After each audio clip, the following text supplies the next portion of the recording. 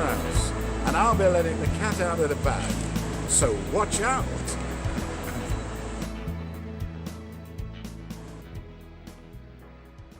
Welcome once again to another edition of Letting the Cat Out of the Bag. And once again, my guest, Tim Rouse, barrister at law. Tim, welcome. Yeah, thank you very much again for inviting me to come and have a chat to your listeners, wherever they may be. Well, they're everywhere. Anyway, also everywhere and all over the place appears to be the current government. Bit of a problem yesterday, of course, in House of Parliament. Corbyn absolutely creased May, and she was basically stuck for words. Where's she going? Is she really a strong leader? Well, I don't know about that because before we had the last general election, which was only a few weeks ago, Corbyn was a laughingstock, and the tables are reversed now. It's gone on to May because May didn't get this 200 majority that she was supposed to get. So now every Prime Minister's questions, it seemed to me, there's always, the bias is always in favour now of Jeremy Corbyn. You're right, Labour does appear to be taking something of a stealth lead. And it must be of concern to me, and we noticed that rather than reacting to it, she tends to clam up and go quiet. Not quite the strong and stable that she was espousing so much earlier on. So, if you were in her shoes, what do you think the best move would be for her? Well, I think she is quite safe because there isn't really any alternative now, as to who could succeed her. This is the problem. They were thinking after the general election it was only a matter of time before she would have to go, and then they thought, the Tory conference is coming. They wanted a fresh leader for the Tory conference. Well, we're virtually on the Tory conference now, and there hasn't been any move. So in a sense, she still has a majority, even though she's depending on Irish support in the House of Commons. Well, the DUP has done her quite proud, except, of course, yesterday, as far as the pay cap on public sector services, well, they voted with Labour on that one, didn't they? Yes, was that a surprise? They did, but, I mean, the main thing is that when we have the important votes on Europe, they will be right behind Theresa May. Oh, that was agreed. That was an agreed arrangement that they had, wasn't it, when she made that arrangement with them? Yeah. Okay. Well, there have been challenges. I mean, obviously people in the press, if anything, just to bring out the clowns, they tend to claim that Boris might be someone who could be touted for the crown.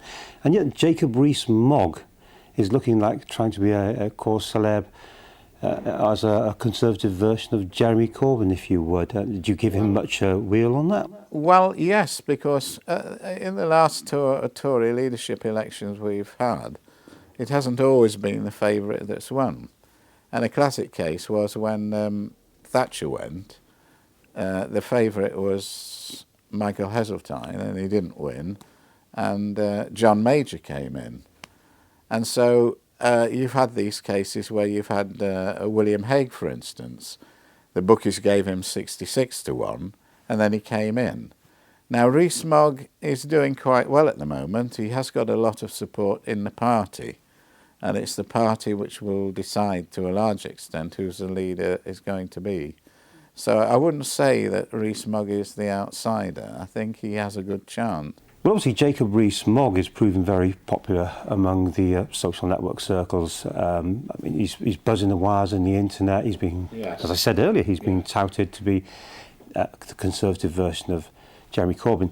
Yeah. Much younger, but he certainly engages, pops a lot more with people across the age spectrum, doesn't he? So I think so, and people have got to remember that he's not just somebody that speaks about, 18th century issues, as people say. Rees-Mogg is a very serious businessman. He's been in the city. I think he drives a Rolls-Royce car. But he is a very able politician who doesn't know an awful lot about business as well. And if people are looking for somebody who's very good on economics and business, Rees-Mogg can stand his ground. And I think he has a very good chance in the next general election. At the next general election, if he was leader, and he's got a very good chance of taking the Tory leadership if there was a vacancy. Now, if Theresa May does very well at the Tory conference, and the general feeling is that the delegates are happy, she may stay on. And 5 years will go quickly, or 4 years will go quickly. quite possibly they'll forget all about it and she could stand again and possibly she could win. Well, Britain's amazing at having a very short-term memory, except, of course, for the way in which Brexit came in. It was blamed on older people, perhaps such as our sort of age ranges, that we definitely had not had the opportunity as members of the public way back in 74 to make that decision. We weren't given the chance to vote, and then when we had that chance, that was seized. Well, so the Remainers will have us believe. Question is, back to Jacob Rees-Mogg, a lot will depend upon what they would want him for, because we are talking about those serious issues of Brexit. I mean, they are serious issues. You're talking about pulling completely out of the European market, as it were. And yet, that's what we've been dependent upon for the last 40 years. 40 years of investment of this country, 40 years of paying serious amounts of taxes to the Europe, and what's it going to do for us? It is a serious issue, isn't it? We're very entangled with them. How do we unweave that? Well, I think it is a very serious issue, and I've got a lot of concerns about the way we've been dealing with Brexit. And the first thing is that there hasn't been much concern about the value of the pound and sterling and the way it's dropped very seriously, and nobody's come up with any answers about that and what the future position of the sterling, you know, against all currencies is going to be.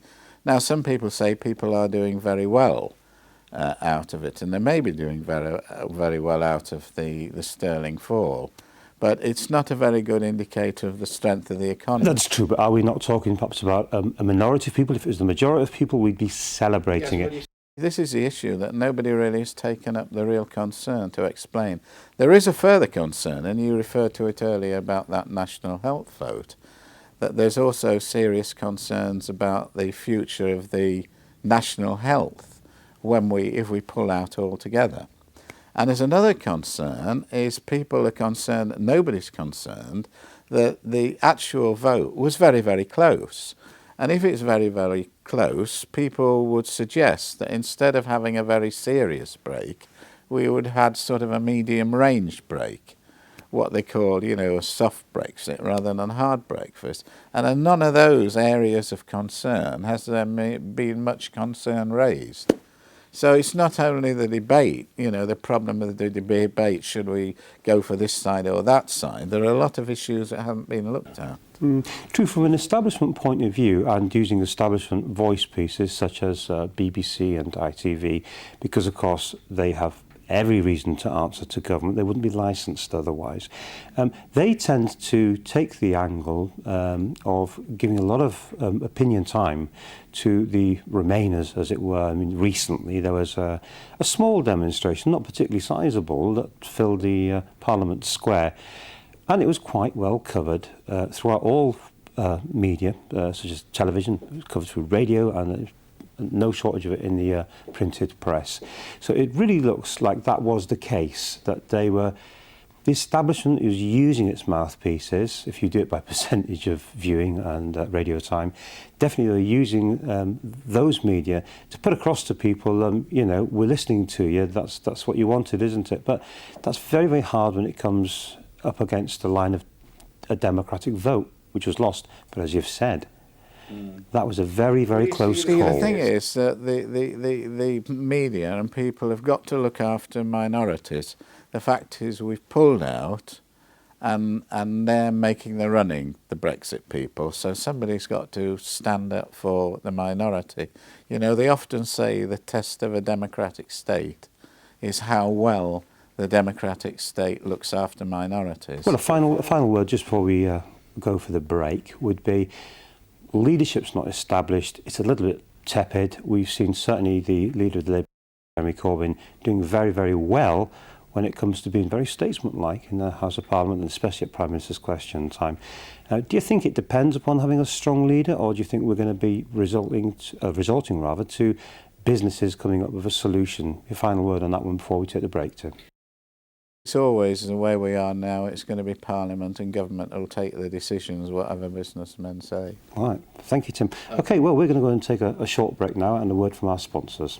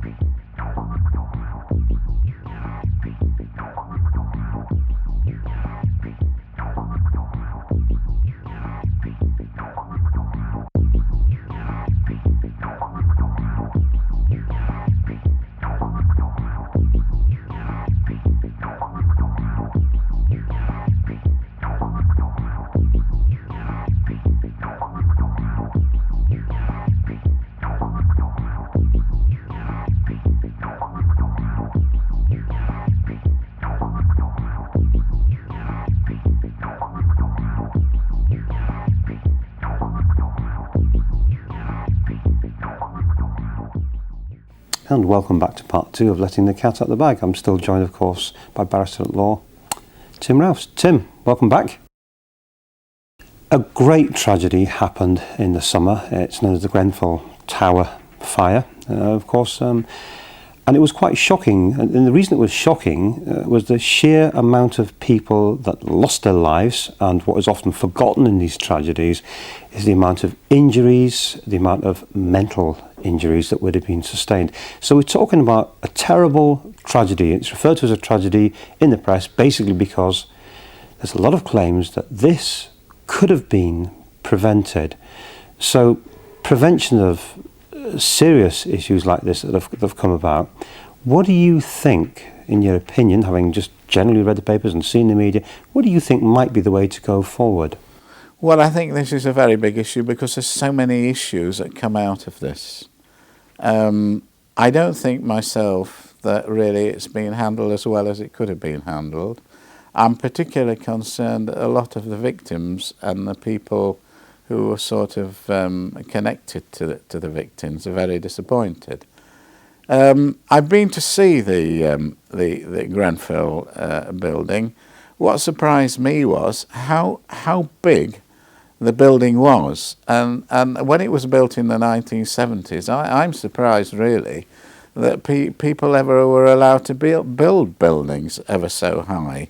And this is one of the biggest blocks of flats I think I've ever seen. Now, I think a lot of the people who suffered are very concerned about this inquiry.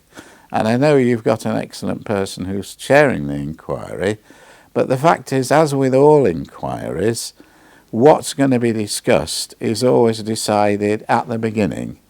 And some of the issues that are going to be discussed, you know, about what should have been built and what should have been the role of the planning people, are going to be discussed when we've got a lot of people who haven't been housed and a lot of people that are still suffering badly, and all the spotlight is going to be on some inquiry into the business of government and into some management area of British government, and all the other people are left. How many people have been rehoused since this happened?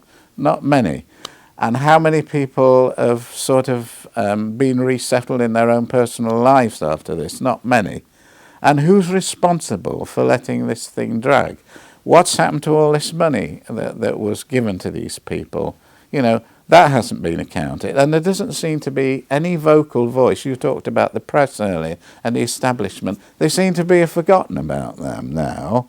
And I think as this new inquiry gets on its way, I think the people will feel as disillusioned as those people in the Liverpool area felt after that tragic football disaster we had, you know, some years ago in 1998 or 1988. Well, you certainly pulled up a number of issues there, Tim, and I think it touches the heart of everybody that might want to consider listening to this, because yes, the ordinary person probably doesn't get much of a say in this. It tends to be touted about by the media. So I think we should really, out of respect, if anything, take the ordinary person's view on this whole matter. Let's go back to what you're talking about first of all. I think one of the most important factors is how do you deal with analysing the situation and then finding redactive or rectifying measures that can be used to prevent such a thing again. One of the first things you mentioned was when these places were built, they were enormous. Obviously, in terms of ground space, the footprint was very small compared to the amount of people that could be housed. I think if anyone's not aware of it, it's pretty well known, certainly in fire prevention circles, that the units inside tower blocks are designed to be basically sealed units. They have to have fire doors, and it has to be basically a sealed unit. The real issue with buildings like this is the flue or the chimney effect of stair cores. So multiple stair cores to buildings are preferred, and staggered ones as well. So these are the real serious issues. So in this particular building, people had made a number of complaints, for instance, that they could literally peer through gaps in the top of the concrete dividing walls between units. And that's quite disturbing. I hope that the inquiry might be looking about not just the modern construction, but the refit that perhaps could be afforded to other units, because although sprinklers are of course a very good idea, I think in the first place, prevention has got to be a lot better. Containment's got to be better than something afterwards. The afterthought afterwards, in the case of the Grenfell Tower, was a total disaster. Another item that you mentioned that is also of grave concern is the decisions that people didn't take. There was a lot of procrastination. There was a lot of absolutely deafening silence. When you contrast that to the screams, to the people that actually flung themselves out of the building and to those poor souls that lost their lives, it's nothing short of disgusting that those in charge didn't rise to the occasion. See, the great tragedy of this is it need never have happened, that there were repeated warnings given and nobody took any notice. We always see in British life, there's always a case, well, you know, in hindsight, we should have done something, we should have done something. And who are these people that never really do things after they've been reported? There's too much of this. Well, these are salaried positions, these are public responsible people, and yet they've not done this. Now, again, I think it brings us back to what we mentioned in the first half of our programme, which regards leadership. It's all very well for these things to go, okay, well, we'll let someone carry on as they are, let's not rock the boat, can't have another election. But quite frankly, this is a serious wake-up call, isn't it? Don't people really need good leaders when it comes to communities? Should there not be some different way of electing what a leader should be? You see, perhaps in football, you get people like Alec Ferguson who gets results, but a lot of people in real terms don't like it. You get somebody like Donald Trump who wants to really get things done, and then there's a lot of people who don't like his style. So it does come down to leadership. And, you know, but there are so many things that are going wrong, and so many things that are so obviously wrong. I suppose who are the people who are ultimately responsible? They're the people in Parliament, in politics. So the answer really to all these questions is, are the MPs and are the politicians doing enough? Are they on the ball? Yesterday on the LBC radio, and it was buzzing the wires all afternoon, were women MPs discussing their roles, and they wanted more women involved. By the very nature, a mother, a wife, I mean, you know, society needs such figures, surely. What do you think about that? Do you think there should perhaps be more women involved in politics? You see, the thing is, they're talking now in the Labour Party about having two deputy leaders. A deputy leader who's a woman and a deputy leader who's a man. But, I mean... Is that just symbolic? Yes, could be. But, I mean, there's a case where you can overdo it. You know, you can say, well... you know, we can. I think this has happened in economic policy. You've decided to make a change, and they tend to overdo everything that needs to be done. And I think really, in many respects, there are a lot of women MPs. There are a lot of women chief executives in Britain. We've been hearing about the Vice-Chancellor scandal, about all the money these Vice-Chancellors are making, 500,000 a year and so. And a lot of these Vice-Chancellors are women. We do give a lot of opportunity and a lot of power in this country to women. I suppose we could add to that Theresa May. There's a woman for you. Yes. Very, very quiet. In Scotland, and also the Tory leader, and the former Labour leader. Well, Tim, let me say, in defence of Nicola Sturgeon, I mean, really, I think Alex Salmon, he certainly anointed her, and I do think that she certainly does carry it very well for them. I wouldn't necessarily say that I agree with all the political views on that matter, but she certainly is someone who's able to at least stand and rise when it comes to the occasion. So what I've been saying about the fault is Parliament and politics for no control. Look at all the women who were the chief political correspondents. Laura Koonsberg for the BBC. And all these other people, Victoria Derbyshire, Jane Garvey, Emma Barnett and people, women are there asking the questions. So they really are in the front. Well, I mean, yeah, we could. Okay, I'll have a quick look at that before we get back. But some of these people are very good. I've just mentioned the names. Yeah, well, I'm going to mention that before we actually go back to our subject again. I'd like to talk a little bit more about the Grenfell, but talking about Laura Koonsberg while she's across the table at the moment, let's talk about her. The latest chair of the BBC is basically telling everybody in the press, you know, you shouldn't have a go, stop having a go at our journalists. But quite frankly, she's been very, very well known for being incredibly one-sided against the leader of the Labour Party. And clearly this looks like government establishment mouthpiece once again, you know. So do you think journalists should be protected from people not liking them being happy? Well, I think there were incidents in the general election campaign when Corbyn had made a speech and then a journalist would get up and he said, yeah, I've heard, you know, you've done a good speech today, but surely the Labour Party would have been better if you'd given way to a more right-wing leader. And they are quite rude to people. Yeah. And I think they have been. And I think, though, that I think Corbyn, of all people, is probably one of the people who's faced the most opposition from the press, etc., and from his own MPs. And in the end it backfired, and he did very well in the election. They had a good election campaign, they had a lot to offer.